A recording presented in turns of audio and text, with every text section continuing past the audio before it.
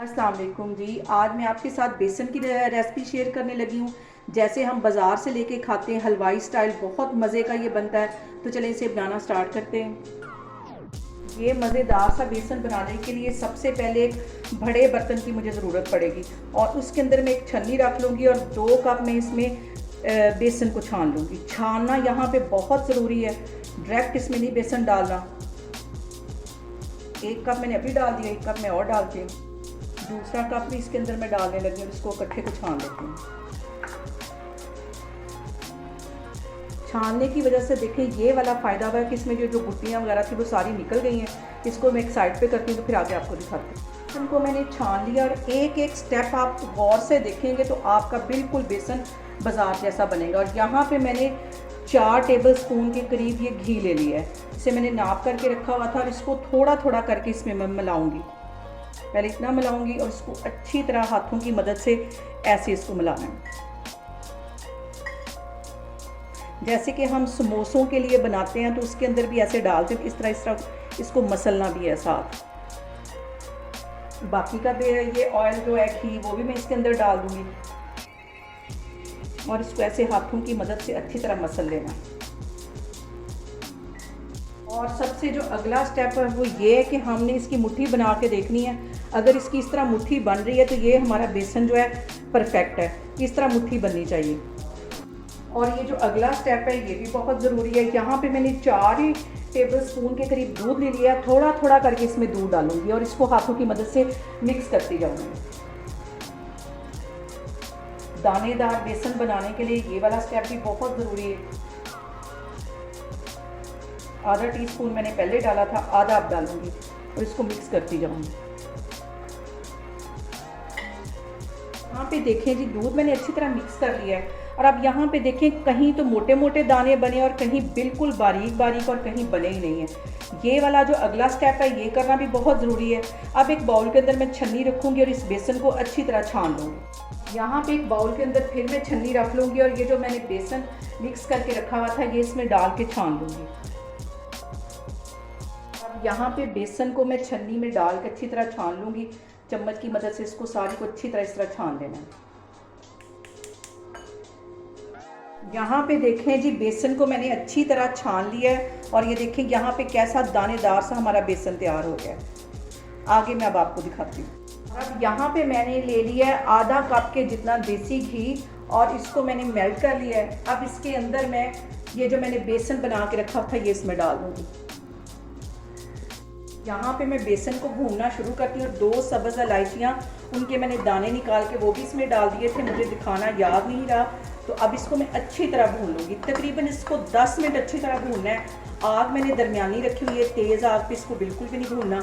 और अभी इसको मैं इसी तरह भूनती जा रही हूँ। मैं आपको 5 मिनट बाद दिखाती हूँ। दूसरे चूल्हे पर मैं साथ ही इसकी चाशनी रख दूँगी और आधा कप मैंने यहाँ पर चीनी ले ली है। 2 कप बेसन के थे, आधा कप यहाँ पर मैंने चीनी की ले ली है और 1 कप के जितना इसमें मैं पानी डाल दूँगी। इसको हल्की आग पे पकने के लिए रख दूँगी ताकि चाशनी भी हमारी तैयार हो जाए और बेसन भी हमारा भुन जाए और दोनों हमारे जो काम है वो इकट्ठे हो जाए।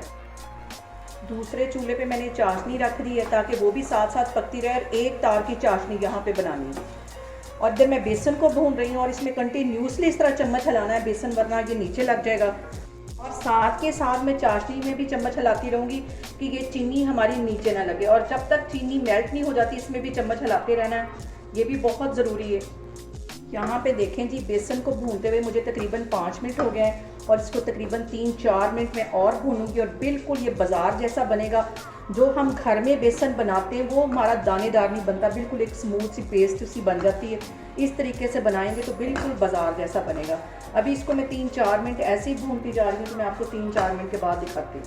और सबसे अहम बात कि आपने मेरी रेसिपीज़ बनाते वक्त घबराना नहीं है, बिना स्किप किए हुए आप मेरी वीडियोस देखें। इंशाल्लाह ताला आपकी चीज़ें भी ऐसी ही बने। अभी तक आपने मेरे चैनल को सब्सक्राइब नहीं किया तो प्लीज़ उसे सब्सक्राइब करें। यहाँ पे मैं कैमरा आपको नज़दीक करके दिखा रही हूँ और बेसन में देखें हल्के हल्के से बबल्स आने शुरू हो गए। अब यहाँ पे सिर्फ इसको 2-3 मिनट के लिए मैं मज़ीद भूनूंगी तो फिर मैं आपको दिखाती हूँ। और इस पॉइंट पे जब बबल्स आने लग जाएं तो इसमें कंटिन्यूसली चम्मच हिलाना है। इस जगह पे आके बेसन बहुत जल्दी नीचे तलवे में लग जाता है और और आप लोग प्लीज़ मुझे कमेंट्स में बताया करें कि आप लोग मेरी रेसिपीज़ को ट्राई कर रहे हैं, कैसी लग रही हैं आपको मेरी रेसिपीज़, मुझे लाजमी कमेंट्स में बताया करें। और अब यहाँ पे मैं मोल तैयार कर लेती हूँ जिसके अंदर हमने बेसन को जमाना है। इसके अंदर मैंने आधा टीस्पून के करीब ये घी डाल दिया था और इसको अच्छी तरह ब्रश की मदद से चारों तरफ लगा लेना है।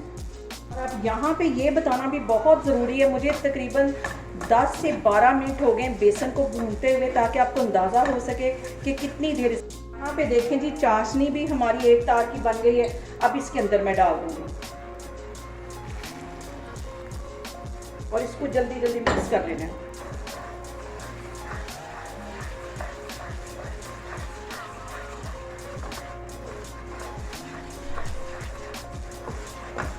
बेसन को मैंने चाशनी के साथ अच्छी तरह मिक्स कर लिया। जो मैंने मोल तैयार करके रखा हुआ था ये बेसन मैं उसके अंदर डालती हूँ। फिर देखें जी, बेसन को मैंने अच्छी तरह सेट कर दिया है। अब इसके ऊपर मैं लगाती हूँ बादाम और इसको तकरीबन 2 घंटे के लिए सेट होने के लिए छोड़ दूँगी, ताकि अच्छी तरह इसकी मैं टुकड़ियाँ काट सकूँ। यहाँ पे मैंने बेसन के ऊपर बादाम लगा के सेट करके रख लिया है और इसको तकरीबन 1-1.5 घंटा ठंडा होने दूँगी। ठंडा होने के बाद इसकी मैं कटिंग करती हूँ, तो फिर मैं आपको दिखाती हूँ। यहाँ पे देखें जी, बेसन को सेट करके रखे हुए मुझे तकरीबन 1.5 घंटा हो गया। अब इसकी मैं कटिंग करती हूँ, तो फिर मैं आपको दिखाती हूँ। बहुत ही मज़े का ये बेसन तैयार होता है, बिल्कुल ऐसा जैसे हम हलवाई से लेके खाते हैं या हम बाज़ार से लेके खाते हैं, बिल्कुल वैसा दानेदार ये हमारा हलवा बना है। अब इसकी मैं ऐसे कर लेती हूँ चौरस कटिंग।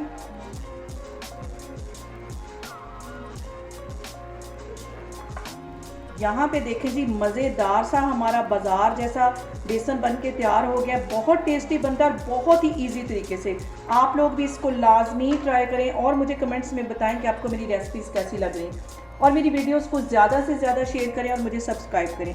इंशाल्लाह ताला मैं एक और वीडियो के साथ आपके सामने आऊँगी। अल्लाह हाफिज़।